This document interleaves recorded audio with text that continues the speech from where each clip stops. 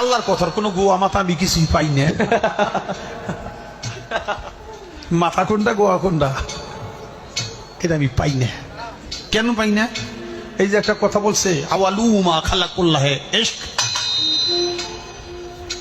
প্রথম সৃষ্টি ইশক।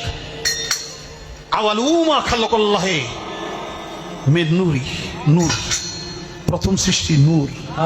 আওয়ালুমা খালাকুল্লাহে আরশ, প্রথম সৃষ্টি আমার আরশ। দেখেন, আওয়ালুমা খালাকুল্লাহে রূহ, প্রথম সৃষ্টি আমার রূহ। কয়টা হয়েছে? এক মুখ হয়েছে, দুই কথা কয়। হ্যাঁ, মুখ কয় না হুক কয়? আবুল সরকার যে কথাগুলো বলার কারণে আমজনতা তার উপরে ক্ষিপ্ত। আমি বলবো সকল বয়াতির কথা বলার আগে হিসাব করে বলা উচিত।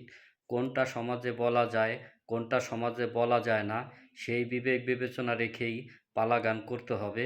আর তা না হলে সবারই কিন্তু একই অবস্থা হতে পারে। তো কথা বলার সময় অবশ্যই একটু সাবধানতা অবলম্বন করতে হবে।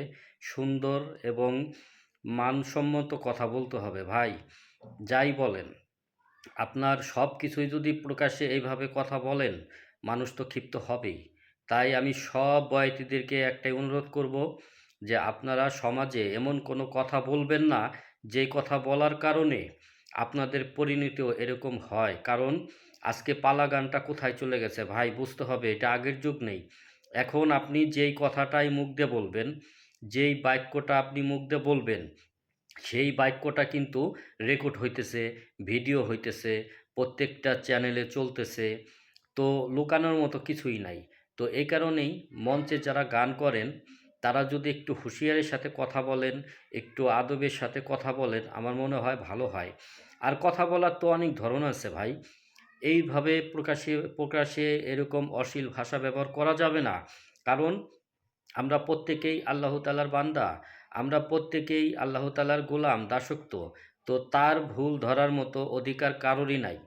অতএব যারাই কথা বলবেন একটু হিসাব কিতাব করে বলবেন। কারণ আল্লাহ যেটা কোরআনে নাজিল করেছে সেটাই আইন হয়েছে মুসলমানদের জন্য, সেটাই আইন। সেই আইনটাকে মানাটাই ফরজ।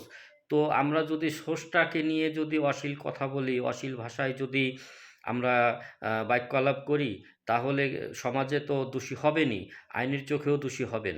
এই কারণে আমি বলবো, যারা পালা গান করেন তারা শরিয়াত মারিফত বা গুরু শিষ্য যেই পালাটাই করেন না কেন, কথার মাধুর্যটা থাকতে হবে সুন্দর গোলাপ ফুলের মতো। কথার মাধুর্য যদি আপনার ল্যাঙ্গুয়েজ যদি খারাপ হয়ে যায়, তাহলে সমাজের মানুষই বা শিখবে কি? ভাই, আপনার কথার যে মূল্য, সেই মূল্যটা যাতে মানুষের কাছে সহজ হয়, মানুষ যাতে বুঝতে পারে। আশা করি সকলেই বুঝতে পেরেছেন আমার কথাগুলো।